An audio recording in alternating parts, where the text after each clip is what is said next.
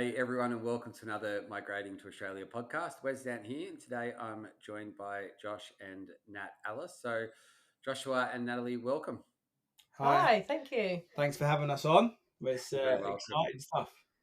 Very welcome. It is, mate. They're good fun, but it was quite funny, Josh, just before we come on. You said you get a bit, you don't get nervous about things, but you're nervous about the podcast. Why? Yeah. Why are you nervous, mate? I don't know. I think it's the thought of it going out to people to listen to. It's crazy, right? Because I used to box when I was younger, right up until I was 26. So I got a similar sort of nervous feeling as I used to have just before a fight, to be honest, which is strange. This is one of the times I'm happy to be on the other side of the world and the podcast. No, I'm a nice guy. And are you going to do?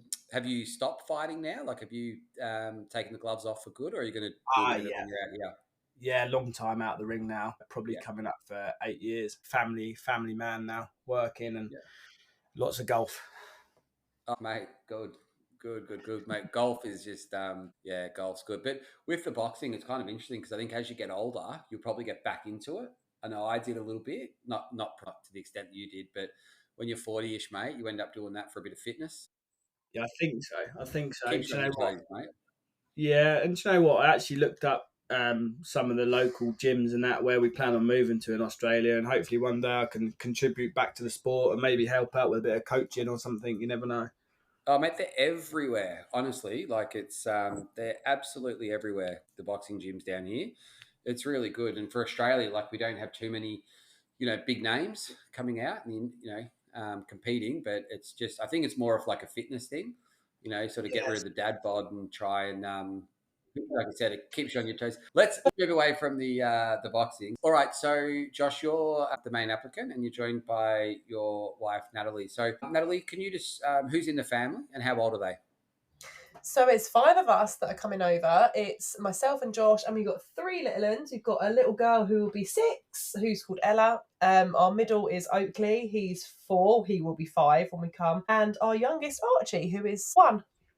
Okay, so it's fair to say you've got plenty of time on your hands right now. So how are you planning on this move? And I guess whereabouts? So you guys are coming from the UK. So whereabouts in the UK you're calling from? We're coming from Sussex, not too far from Brighton on the south coast. Okay. So yeah, wet and miserable today in Sussex. Is that where you guys grew up, out that way? Yeah, we both did. We actually grew up. We didn't actually meet until we were 18, but we actually only lived sort of 5 or 4 miles apart, didn't we? Yeah. There you go. Could have happened quicker, but then again, it's there now. How long have you guys been together for? 15 years this year. 15 years. And I know. In that 15 years, what was the moment that you looked at each other and went, hey, let's move to Oz? So we've actually joked about it for years because me and Natalie have always thoroughly enjoyed travelling around the world. Yeah, we've been really lucky, haven't we? We've always been able to travel and go to all sorts of places, but we haven't actually been to Oz, funnily enough. We haven't actually been to Australia, but it's always been the one that we've spoke to people about it. We know a few people that live in Australia and people have holidayed it, and we've always joked about it. Like when we've had stressful days at work. We've always like, let's emigrate, let's just move. Yeah, or when the weather's been miserable, we're like, let's just pack up and go. And then it was actually the beginning of this year. In fact, it might have even been sort of November 24.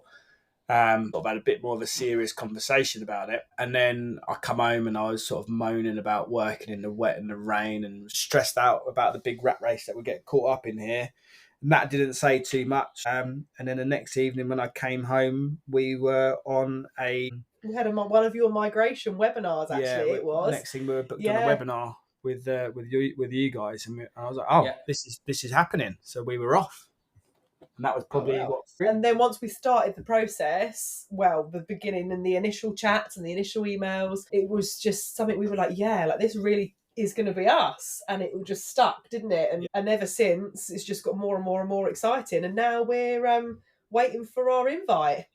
Yeah, that's ridiculous. That's really good timing. So we've been so lucky, haven't we? We started on the 2nd of March, the very, very first contact with you guys when we signed up, and now we managed to whip through it. I think we were just quite lucky with what we had to collect and so. So So we'll give a bit of context for the listeners, guys. So Josh, you're the carpenter. You're the main applicant of the visa. Natalie, what do you do for work? I work for a travel company, so I'm unfortunately in this race, I'm not involved. It's all down to Josh. But that's a good thing, you know. I mean, Yes, for sure. It takes the pressure off because I've not got to collect documents as well. So definitely we've been lucky in the aspect that I've been at home with the kids, so I've been able to do a lot of the gathering, which has definitely worked in our favour, hasn't it? Yeah, I mean, Nat says she's not been needed here, but I can assure you she's been the driving force and backbone behind gathering everything together. You know, she was a massive help when we were collecting all the evidence for the skills assessment and things like that, because obviously I'm at work every day. What a great thing to say, Josh, because the stress that you guys are going to go through, I would say you're probably a quarter of the way through the emotional side at the moment. And that emotional side doesn't leave. But to say such a lovely thing about your wife, to say how important she's been, that's cool, man, because you're going to need that, especially with the 3 young kids. We're going to go back a little bit further, okay? Because you said that you started with us in March. Now, this is being recorded on the 3rd of the 6th. So are you advising me that you have started your skills assessment, completed your skills assessment and English test within 3 months? We've done everything. So the physical first sign up was actually on the 2nd of March. So we've done it really speedy. So for Josh's being a carpenter, we had to gather 11 and a half years of work history and bank statements and all of that. And we've managed to collect it all. We whacked everything in as quick as we could because we weren't sure if we'd have questions. Just to interrupt that there and to help anyone else out there that's listening to this, that can be a really, really daunting exercise to collect 11 and a half years worth of evidence. But, were you employed or self-employed? No, so self-employed, which made it worse because I actually owned a company as well with a friend of mine who I sold my half to. And he's been fantastic and he's really helped out with, getting some of the old bank statements together and all that sort of stuff. So he's been great, but it was a very daunting exercise because at times it's like, oh my goodness, we can't get this done now because this is in the way. The big banks don't store anything longer than 6 years.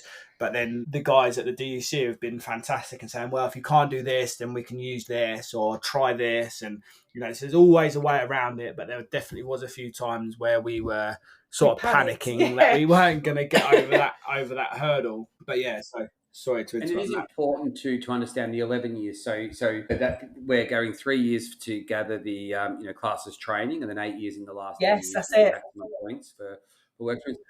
Josh, who was your assessor? Was it Mark?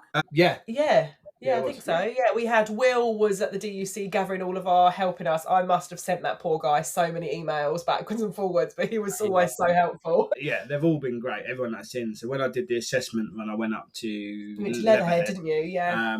That was good. It's a really weird thing to have to do. I completely understand it, and I appreciate the fact that these things do need to be in place to make sure that your people are applying for the right visas and the country are getting the people in that they need. But it did seem really funny considering I've been a carpenter for 17 years to prove what I do, sort of thing. But yeah, we got through it and we got that done. Definitely. And Josh had to go through the process of not only did we have to get all of the physical documents, we had to go through a big process of having photos, didn't you? To basically prove what he'd done as a job. So we had a whole list of different carpentry tasks that we had to tick off with pictures with Josh in. So not only did we have to gather all the bank statements and different documents, we had to get a whole load of photo shoots, and didn't we? And gather old pictures with work. And yeah, it was a whole case of getting so much together. And we'd only been told previously that, you'll get there, but it is the most stressful part. And we were like, oh no, it's okay. And then we got there and we did it really quick. It is the most stressful part of the gathering. Just for the listeners out there, we've got a thing called a client portal, and that's great. Yeah, it is. It's been. Well, now if you've listened to the other podcast, it started. You wouldn't have heard this one because we haven't released it yet. But it was weird you mentioned Will before, because the podcast I did earlier today was with Dave Wilson, who's one of our electrical assessors.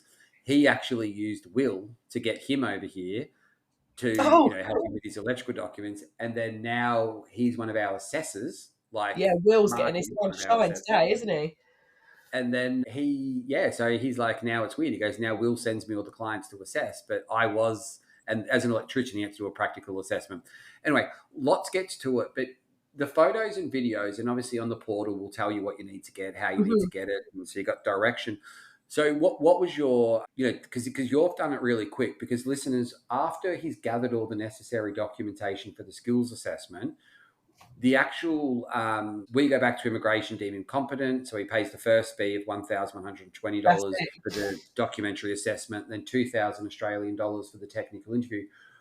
We usually book that interview within it's meant to be within 3 weeks from that payment of technical interview. How was it, around 3 weeks, Josh? Yes, so with us, when we joined, like I said, we joined at the start of March, and we lodged all of our skills on April the 24th. So we'd had everything done within that month and a half. Gosh.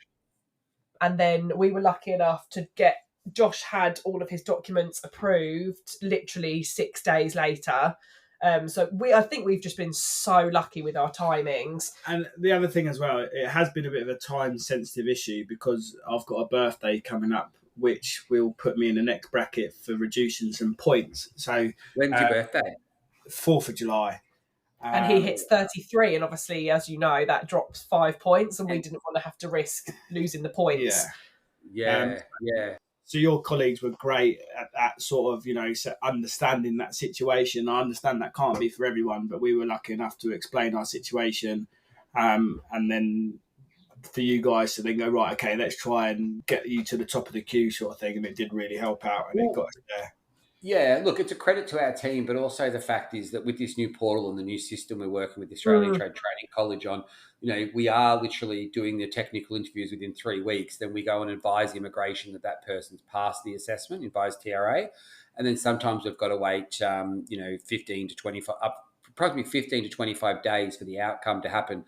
Sometimes we can ask for an exemption, and maybe that's what the team did in your. I don't know what they done, but they were just so human about it, weren't they? Like we said to them, look, like Josh is 33 coming, but after we done all of that, he had his technical assessment in May, and again, it wasn't even a week after the technical before we got the positive back. So we've had some seriously good time frames on our side, and then 2 days after we had the technical, we had the lovely Jen put in our expression of interests for us. But have you had an invite? No. Not yet. We're waiting. We have got an expression in for South Australia and New South Wales on a 190, and Jen also done a 189 for us also, because obviously, as you know, and a lot of people would have seen on all the different socials, obviously the states are closing, aren't they, for the end of the financial year? So she done what she thought was best for us, which is... I think what's good about you guys too, Natalie, the words that you're using, yourself, Josh, as well, is you understand the process. And I think that's what's important when we're explaining the process to clients when they start. Like I hear on social media, I'll call it down, understand, they'll tell you what you need to do, go do it yourself. And it's like, all right, we have to try to have a fine line because we are a business, but then you do have to understand the process. You guys really understand the process. It's been a lot of Googling, I'll tell you that much. Again, I've been overly nice today. So it's a credit to yourself and the team because they've explained everything really well and put it in layman's terms. Now, like you're saying about people going out there and doing it themselves, you couldn't do it. We would not have this understanding or be where we are now hadn't it been without sticking with you guys for the process, because you were able to explain things in layman terms, which has helped us get to where we are. I mean, just before we get on to the fact that our expression of interest is in, I'm sure Natalie skipped over this because she was trying to save me from a little bit of embarrassment, but the most stressful thing and the most sleepless night thing for me was my English test. So I'm dyslexic, scored really high points, high 70s across the board in everything apart from the writing. And then consequently, I had to take it 3 times before I passed it, and ended up passing it with really good marks in the end. But that's another thing for people as well, is like if they're worried about that, there are tutors out there, and there are some websites with free mock exams and things like that really help out. And when I was first looking at it, I was like, just because you're doing mock tests, I didn't think that was going to help me. I thought, I'm just I'm just rubbish at reading and writing. It's as simple as that. But actually, with a little bit of practice and some pointers in the right direction, it actually got me through the test, and actually with good marks in the end. So that was another thing that we had to tick off. But did you get proficient or superior? Did you get 10 points or 20? Got proficient, but only because the writing section let me down. He would have definitely got the higher. Every other mark on there, so the reading, the listening, and the speaking was like superior marks. It was just shy by a few points on the writing section. Oh, well done, buddy. That's so good. So your actual score is going to be quite high, really. If we look at do you mind me explaining the scores to the listeners? No, of course. No, it's the confusing part, so definitely. Yeah, so you got 30 points for your age, between 25 and 33. Yeah, and that's again for us. Oh, sorry, Wes. That's again for us while we had the rush on getting everything done, because obviously Josh turns 33 and it takes so long in some cases. We didn't want to lose those points. So, we would have been a whole 5 down. The better. But Josh, you never completed a university degree or anything like that, mate? No.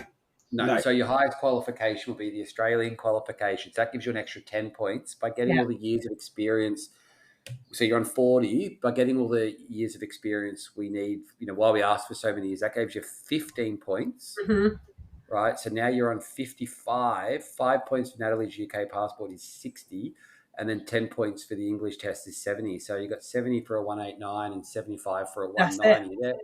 They're I think that's achievable scores.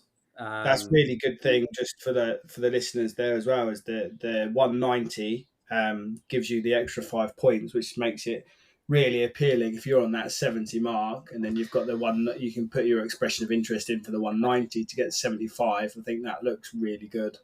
And Jenny's amazing at targeting the right states, so good. The right people, because the whole reason of putting in an expression of interest is to gain the invite to apply. So, anyone can put an expression of interest in, but if it's not going to lead to an invite, what's the point? It's like fishing without having hook and bait at the end of the fishing. That's it. That's it. Yeah, she was so good. She was so good to us. She was explaining it in emails so nicely to us about why she's doing this, and if we agree. And we sort of said to her, look, like, you do this every day. Like, we'll just take your lead. You're not going to advise us the wrong thing. And she was so good, and she was so quick as well. So we honestly can't thank everybody enough, can we? She's a credit to the DUC. She's really great. And Josh actually met her, didn't you? When he went up to Leatherhead for his technical, he actually met Jenny, and she was chatting away to him about the English and stuff like that. And she's just really nice, wasn't she? The whole thing's really personal. Like, it's not like, you said you're a business, but it doesn't feel like that at all. It definitely feels like a personal service where you're really invested in us and our family and helping us get over and get our visas granted. So that's like, we do, mate. We care. That's why it's 8:00 at night on a Tuesday night, and we're doing a free podcast, and you get a chance to get your story out. And we definitely appreciate it, because you guys are coming into this podcast with a real buzz. I think we do podcasts, and we don't actually ask anything. All we do is we say, okay, we'll ask you some questions, and then I never ask the questions that I meant to ask. Like, I haven't asked any questions at the moment, really. And then you get we get it real, like what it is. And you guys have come in with a really good excitement. You haven't had any setbacks yet. And again, managing expectations, Josh and Natalie, you will get setbacks. If you don't get an invite by the time he turns 33, then you lose 5 points for the visa. So your score is still pretty good.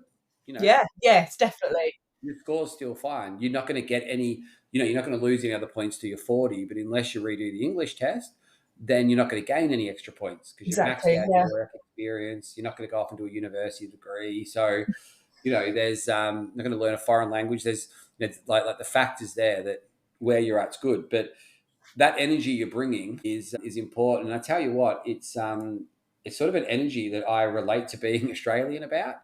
Australians are quite positive people, in the fact that if you're going to put in and get what you ask for, and the commitment in your boxing career, Josh, for you to get up and train and do all that and prepare for fights, and you've got to be committed to do that. You've got to be prepared. 100%. And to be completely honest with you, so just to let the listeners know how well organised you guys are, you did send through a list of questions that you were going to ask us on the podcast, and one of those things was, what do we want to get out of living in Australia? And I would say that's definitely one of the key things, is that positive attitude again. When I went into business sort of over 10 years ago, or 10-ish years ago now, sort of sucked the life out of me, and I've ended up in this British rat race of, sort of keeping up with the Joneses, I suppose. And I'm just fed up with it, I want to get back to...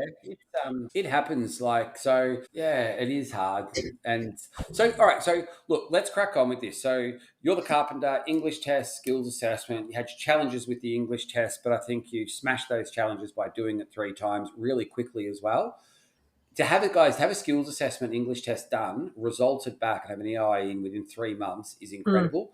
Now, we did have someone that we, a roof tiler, I forgot his name now.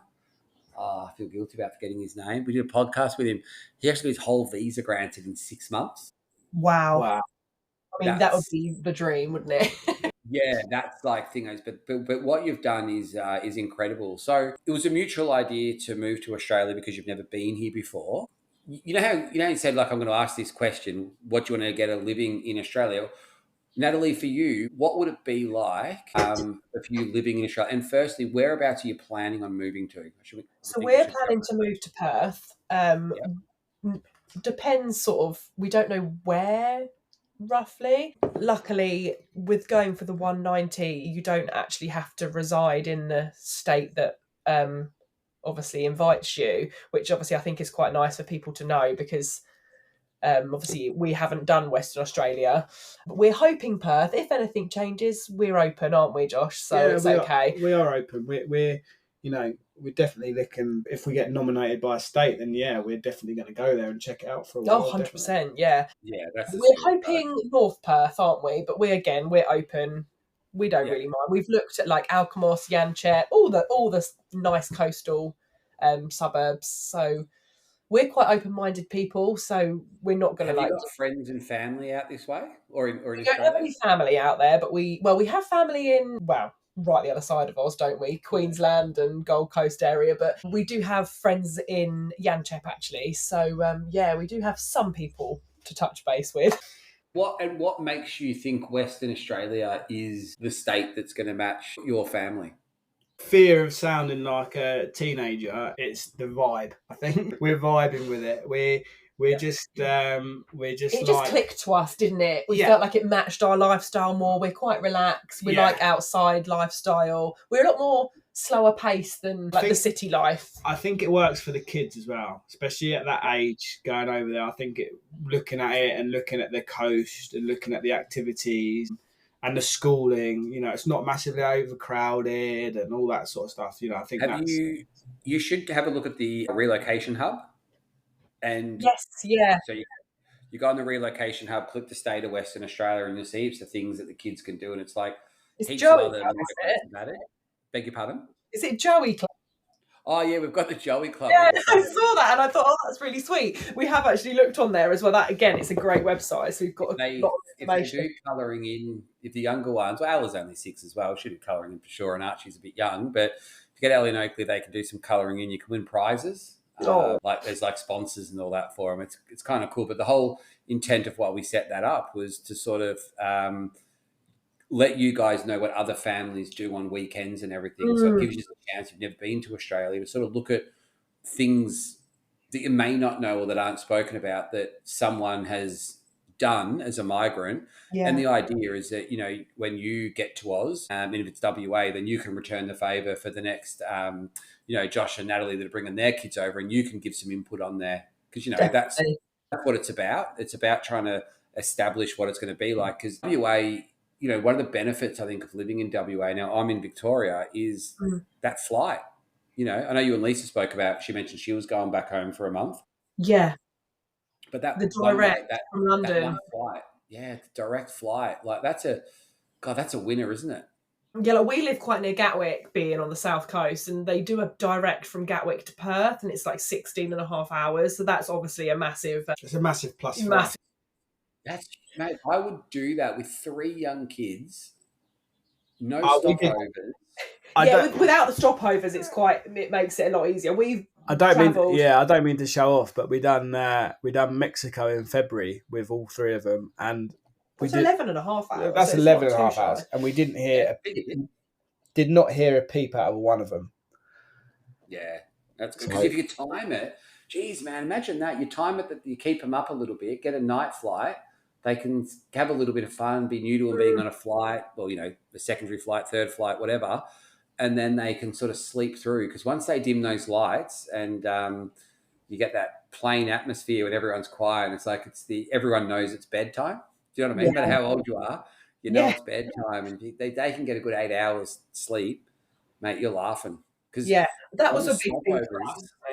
Yeah, it was a big thing for us. Like looking at Perth is the fact that we could get a 16-hour direct flight, and it sounds like a bit of a security net. But what you were talking about earlier with the emotional stuff and that as well is I have been going through that roller coaster at the minute of thinking, oh no, I'm going to miss my mate. So I've got a really close net group of friends. Have you told them?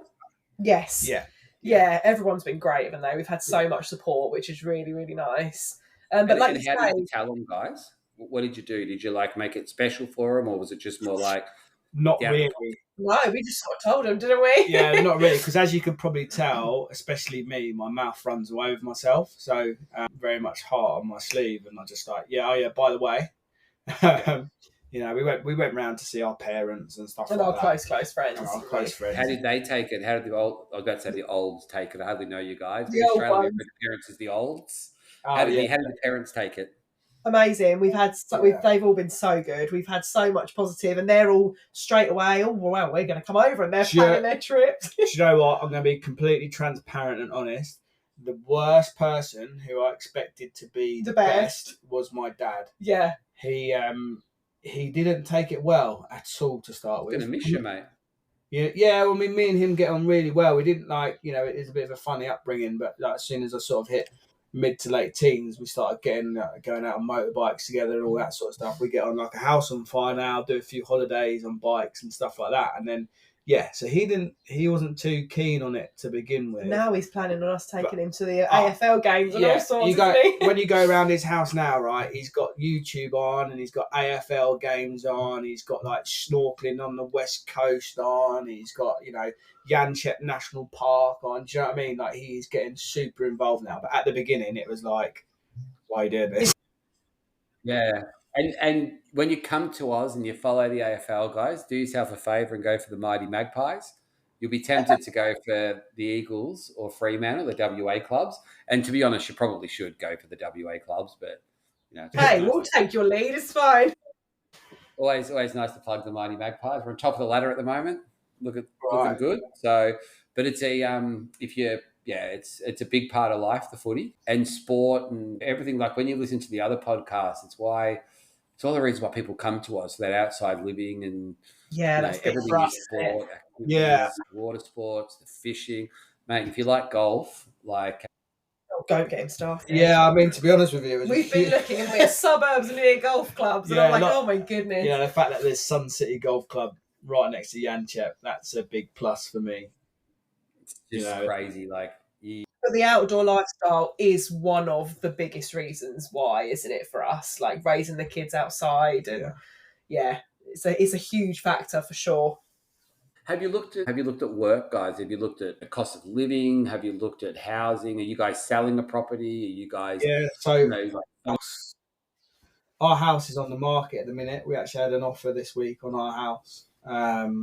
So if we sell, we've got the option. My parents have got enough room for us to move in until we go, which is quite nice. It obviously means we can save some more money until we come. But we did look at the cost of living, and everyone says the same thing. Oh, it's more expensive to live in Australia and all the rest of it. But when you weigh it up, it's actually not. I actually don't think it is at all. I just think it depends on maybe your lifestyle and everything like that. If you're living off the land, it's not they build I live quite near the water, I guess, on the peninsula here, and they built a new park, and it's perfect because my daughter Jazz, she's 2, so you cross the road, walk down, and the park's got a little free barbecue area. So I just see myself just going, all right, bring a few snags down with the boys. They can, there's a bike track there. You got the beach. They can just mess around.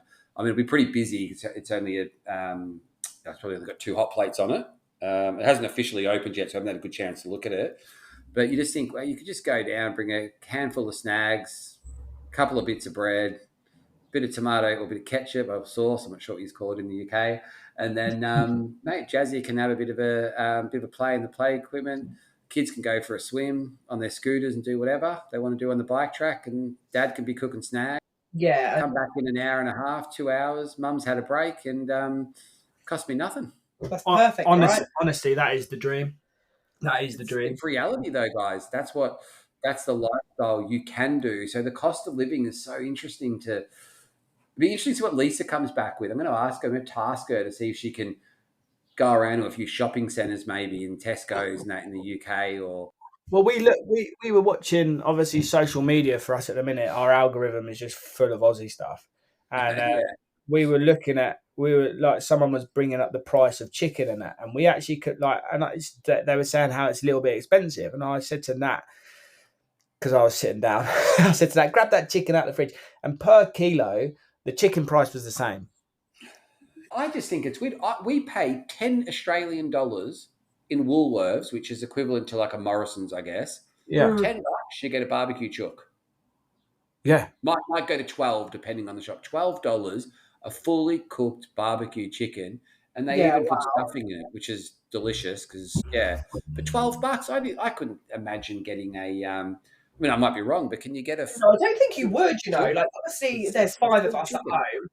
And the other thing is, it's not just the food about the cost of living. It's other things like, with our visas, that we hopefully get invited to, we're going to be lucky enough to have the benefit of the different systems and the childcare and that. And we were talking to our friends about it and how the childcare is priced. It's just like, it's really, really efficient compared to here.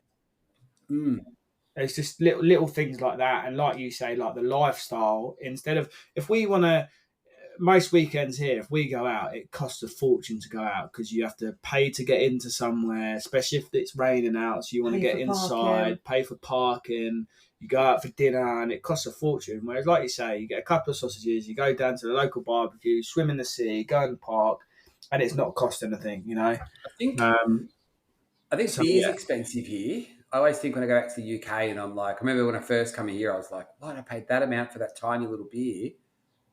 Because I forgot you got pots, pints, schooners, and in the UK, you basically it's got one size fits all, and it's the big one. I think alcohol might be. But yeah, we'll have to come back to that. But it's good that you've researched it. And what about income, mate? Have you looked into income because you'll receive your full Australia. Well, you've already got it. You've done your skills assessment. You hold your full Australian qualification as a carpenter.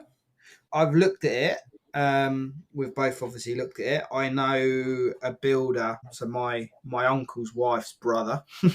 He lives lives near Fremantle. He lives in Rockingham, doesn't he? Actually, he does. Yeah, he lives in Rockingham. And I was talking to him, and there's loads of information about different rates on the internet, but he sort of confirmed those rates and stuff. And they're normally hourly rates, and yeah, it seems absolutely fine. I mean, it's quite a big scale. They sort of give you sort of like $30 to $60 an hour or whatever. Or sorry, to $85 an hour, I think it is. And obviously, you're always hoping for that top end of the bracket. But even if you base it on the middle, it's enough to be comfortable. Especially if trading's done well. It's a good little thing. It's interesting when we asked like the assessors and all that, what they were getting. You got the mines and all that as well, but I think the mines is it's for certain people. Yeah, it's just different. To work in the mine, you've got to get that mentality about you. But they'll be if the money's right, I'm there. It's really weird, Josh, because they're really advertising it at the moment. I'm noticing it here I don't really ever get a chance to watch Tally, to be honest, and if I do, it's not general, television with ads. But when I do get a chance to sit down, you see them come on and they're advertising to work in WA, and they're really targeting like females as well at the moment to sort of do all the jobs males do, obviously, but just to get out more, really hitting the female market up. And some of the prices, when I did a podcast with Dave Wilson, electrical assessor before, he was saying that he was on some shifts that were giving him like $260,000 a year. Yeah, it's great. Wow. And he goes, I'm probably spoiling the podcast or whoever one comes first, but he was just saying, he goes, everyone's out there for a good few years. Is it to get a house deposit? Is it to buy a caravan? What's it to do? But you've got to get used to then saying goodbye to obviously Natalie, Ella, Oakley and Archie, because you're going to be off for a week, come back for a week. So again, that word challenges, that has its challenge, but the reward is doing the mine work. Is it something you would consider doing? To be completely honest with you, probably not. I mean, the money would have to be the right number. I would consider it, but looking at where we want to go, I think there's plenty of work in the area. You know, it's constantly growing. You know, you speak to everyone, and you know, you look at the Facebook groups and stuff like that. You know, I was talking to some carpenters through Facebook on there, and he was literally like, "Oh, all I do is I'll go on one of the groups, or even like Gumtree." And he said, "Oh yeah, looking for some work. I'm in this area." And he said, you could work tomorrow. You know, there's that much demand for work, and which is absolutely fine. We are in a good situation as well. Being a carpenter, when we bought our house, we bought it in a rundown situation at a very good price in the beginning of lockdown. So it was in that period where things were quite cheap. So, you know, if we get the money we want for the house, we'll be in a comfortable situation to bring some with us. So yeah, it's not like that. It's not like we're going to be in a mad thing to chase finance. It's going to be, you know, and the whole reason of moving over is it's going to be to chase a different life. A nicer lifestyle. So yeah, that's the thing for me, and I'm really looking forward to just being a carpenter. To be honest with you, like running a business over here and dealing with clients and having a rat race and all that sort of stuff is chaos. So I'm really looking forward to turning up, getting my tools out. What do you want, boss? Yeah, perfect. There you go. I've just built you a house. Thank you very much. Yeah, that's sick, isn't it? And you get to do it outside as well. Like obviously it's outside, you're building a house, but you get to it in the warmer weather. I think that makes such a difference. Like, you know, it's actually the official third day of winter, and then I noticed that today, like I'm still in shorts, and Melbourne's meant to be cold, you know, and it is. I guess it will get colder, but I'm still in shorts, and I don't think I'll be in shorts for the next couple of weeks because it was quite fresh day. But all the tradies that are still in shorts and all that, like there's heaps of work going up and down our street, and it's just nuts. Like that's what I miss about being a tradie, Josh. You get paid to get fit. You know what I mean? Yeah. And actually you're out there in the elements getting paid. And when you're sort of sitting on a desk or on a phone, like what I'm doing these days, if you don't get that hour of exercise, you can definitely put on a bit of weight and whatever, and you don't feel good. And you need that vitamin D. So yeah, I think that's the big thing for me. That I know, you know, we're not moving to Australia just for the sun, but it's a huge part of it for me. Like massive factor. Yeah, huge part. I mean, I you know, been a carpenter over here. Like, I love timber framing and stuff, but when it's raining, it's not such an issue. But when it's drizzling and constantly raining for like weeks on end, and the sky's constantly grey, it's just like, what am I doing here? Yeah, I know. And if it's sunny, it's totally different, mate. And the birds are flying around, and you can and plus you get a bit of nice ocean views depending where you're working. But I do have to go back a bit because I thought you were talking about our amazing Jenny Baker. You're talking about Jen Ricketts. We are. Yeah, I went and checked your details to make sure I've got your timelines right, because that's what you've done, guys, is really fast with the skill assessment. I'm sure the other Jenny's fantastic too, but we've just had Jen Ricketts and she's great. She is, but yeah, so if Jenny's listening to this, I do apologise. Because she's a lovely lady as well. So that's good. And guys, before we, is there any advice you would like to give before we close this webinar? Is there anything you'd like to advise to give to others? Any tips, hints, anything you want to add before we close the podcast? Don't get too emotionally invested at the start. It will happen. You just have to. Don't give up. Yeah, don't give up. There was some, like you were saying earlier, that there will be some humps in the road. And honestly, as much as we've done this as quick as possible, we've been lucky to do it quickly because Natalie's been at home. Like, she was still on maternity leave when we started. And we didn't have many hurdles, did we? And I'm self-employed, so I've been able to do loads of running around, sacrificing wages for getting this done. We understand that's probably not the same case for a lot of people. But we did have moments where we were like, oh my God, we're not going to be able to do this. So, but then, you know, you give it 5 minutes, you ask the right questions. Yes, I think it's just a case of being patient and understanding that it will. If you want it to happen, it will happen. Yeah, you just got to persevere. Yeah, and and to listeners, it's out of your control. When you give it to the visa gods, yes, these are guys. Yeah. You're going to have elections. You're going to have state closures. You're going to have states going, oh, hang on, we want to now change it this way because we've got this development, and people don't make sense off it. Then you've got to make sense off it, and then just the changes that like it happens. But assistance is key. So, but guys, I want to thank you for taking the time. And I wish you guys all the best. And I'm really looking forward to having a catch-up podcast, guys, when you're settled in Oz and seeing how you're going. But you've created quite a buzz. It's good to get that excitement back, I think, in migration. And congratulations for everything you've achieved so far. Yeah, thank you. We are excited. Appreciate you having us on. Sorry if it was a bit of a ramble. Just excited. Mate, the podcast is, because it's mate, these are, I don't know, like I remember when Lisa said, oh, we should do some podcasts. I was like, oh, I don't even know what a podcast is. You have to explain it to me. And she's like, oh, you can listen to them and they're everywhere. And I actually listened to a podcast on coaching. It was really weird because anyway, like just junior coaching in footy. I was like, oh, these are pretty good. And then I don't know, like they take a while, I guess, to do and all that. But we don't even have to actually edit them these days. I don't think we ever really did. It's just a general chit chat. So it's nice. So, but thank you guys for attending. If anyone else would like to share their stories, please reach out to the Down Under Centre. We're always happy to, if you think you can, assist others, help others, you've got a story to tell, a story you want to share that you can then save and then share it with your friends and family, then reach out to the Down Under Centre. But Joshua and Natalie, thank you so much, guys. And good luck with your journey to Oz and everyone else out there too. Just a quick one before we go. If there's anyone that's already emigrated out there that plays a lot of golf in the Yanchep, feel free to look me up on Instagram. Mate, there's everyone, mate. This podcast's never going to end. I'll get in trouble, Lisa. Sorry. I make them too long, you see, Josh and Natalie. Like, they've got to be a certain time. And I never... Catch you later on. Appreciate it. Cheers, no, but just with that, Josh, you'll see that the community of golfers is absolutely crazy, right? So we normally start, like if you're a tradie, you normally start at 6 or 7 and finish at like 3, a bit earlier. And because of daylight savings in Victoria, golf is always on.